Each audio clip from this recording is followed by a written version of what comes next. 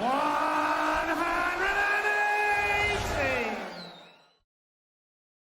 Nathan, congratulations. What a night it has been. You have got almost two hands in the O2. Just sum up, what are the emotions like after a roller coaster? Yeah, you know what, it has been a roller coaster of a night. You know what, I felt really good coming into it tonight. You know, I was disappointed obviously last week. I've had a couple of fantastic exhibitions in Wales this weekend. 3 or 4 days at home with the family.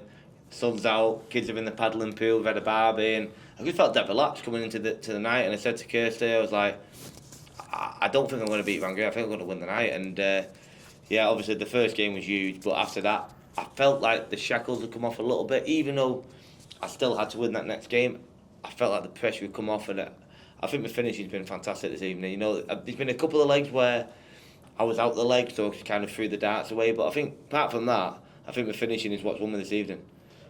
The Van Gerwen game, he almost got his way back into it when you missed a couple of doubles, and you could see the look on your face. They got the perfect on the camera behind. Were you thinking, surely not, surely I can't be blowing this from here type thing at that point? Yeah, because obviously I said to Luke when I walked back up after the game, when I missed, I think he had 53 to win the match and I went 13 wire. I'm not even lying. All I could see was Luke Littler's head at the double 20.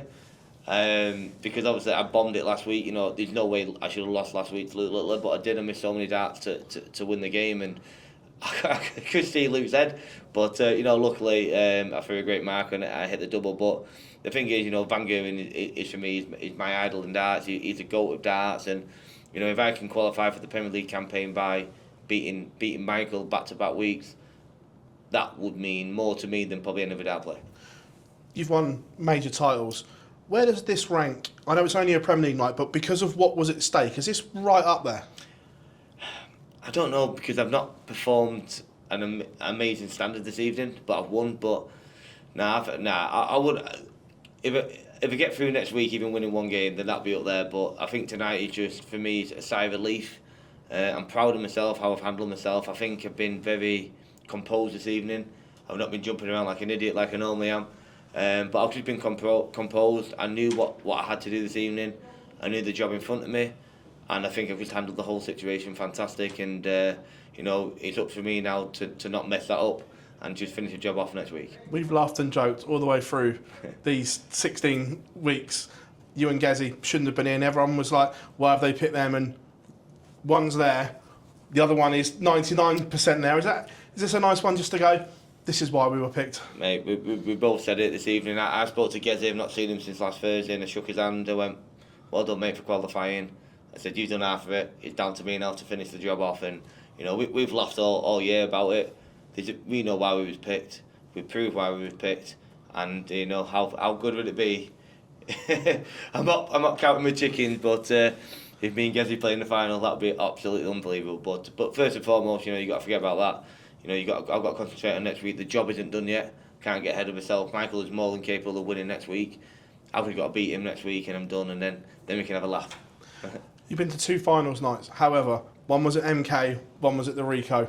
Does this mean more? Yeah. Because it's the O2, that iconic venue, and the little chap from Stockport, as you called yourself, going to that iconic venue. Does this mean more now because of that? Yeah, I said on stage before. I said I've got 3 things left that I want to do before I retire from darts: be world champion, play for England, play in the final of the Premier League. And next Thursday I can knock one of them off. Yeah, it would be amazing. You know, like I say, I played in 2 Premier League finals, both in lockdown. But to walk out in front of the O2, the most iconic building in the whole of England, like arena wise, would be amazing. And yeah, fingers crossed, I can do the job and I can be there. Congratulations, buddy. Cheers, mate. Thank you. Nathan, when you started this campaign in the Premier League, how tough was it to put out all the comments that everybody was saying and just focus on proving them wrong? Yeah, I'm not gonna lie. You know, I'm not gonna blow it. It was hard. It was horrific. I came off social media because of the abuse that I was getting. I'm not being exaggerated here, but it ruined my life for a month. Not just my life, my family's. It was horrific. But I'm a professional sportsman. You've got to deal with it, and I put things in place to deal with that. But I think me and Gezi both received the same treatment, and we've used it to our advantage. You know what I mean? And you know, I've actually enjoyed this Premier League campaign more than anyone that I've ever played, and I think the standard has been out of this world.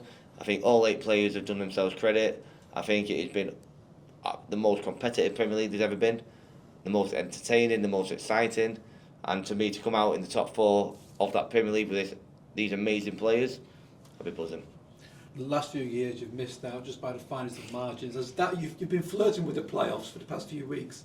Has that been in your mind leading up to this moment? The last 2 weeks it's been in my head, and even when I beat Stephen, and I walked into the room where Port was, and I'm going, even I can't f this up.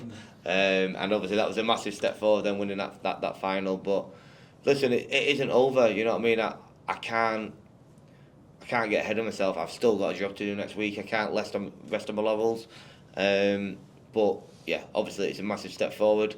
I want to finish that job off on Thursday. I want to finish it strong. And listen, there's another night to win, another 10 grand, another trophy. You know, if I win, I could go to 3rd. You know what I mean? Let's not forget that. So there's a lot to play for next week. But you know, I'm going to enjoy my evening tonight, and I'm very proud of myself. You talk about how much you look up to Michael Van Gerwen. Is it almost more satisfying beating someone like Van Gerwen, considering what he's done, especially in this tournament? I wouldn't say satisfying. I don't get any satisfaction from beating Michael. He's, like I say, you can say it then, I look up to Michael so much. He's done everything there is in this sport. I've got so much respect for him. He's helped me out behind closed doors so much more than anyone will ever know. He's helped me out so much. I've got the utmost respect for that man. So no, I don't get satisfaction from knocking him out of it, as I would probably do some others. But for me, I get pride from beating, in my eyes, the GOAT of darts to qualify. True, Nathan. Well done tonight. Thank you. Nathan, when you succeeded in that semi-final, you sort of pressed your head against the board, the dartboard there. Can you describe the emotion? Yeah, I didn't know I was nearly there. It was a massive game, and yeah, it just obviously I've had so much heartache on the Premier League stage. Winning that match, I knew I had one foot in the O2, and it was just like, instead of jumping around, I've been trying to keep my adrenaline in my body so much all night, because once you let it all out, it is so hard to get back up. And I've tried all night to keep it down, and that's why I did that instead of just jumping around like an idiot. But yeah, it was just pure emotion. Yeah, I was speaking to a lot of people outside, and they touted you for the win tonight. What would you describe that Aberdeen crowd like? Scotland is, I do so much work in Scotland. Absolutely love the place. You know, I actually, this is God's honest truth, about 4 years ago I nearly bought a house in Prestwick. I nearly moved up to Scotland. God, I didn't in the end. Weather's good though. Midlife crisis, I think it was. But nah, I love Scotland. You know what I mean? I've got so many good friends up here. Andy Bolton, John Henderson. When I work up here, the crowd, the reception I get is unbelievable. There's so many shirts in there this evening. So you know what? I think if I won in Manchester, and I think probably for me, Aberdeen or Glasgow, for me to win it Premier League night, they would be my next 2, to be fair. So yeah, I'm buzzing that I won here, and the support I got was amazing. So thank you. Thanks, Nathan. Thank you.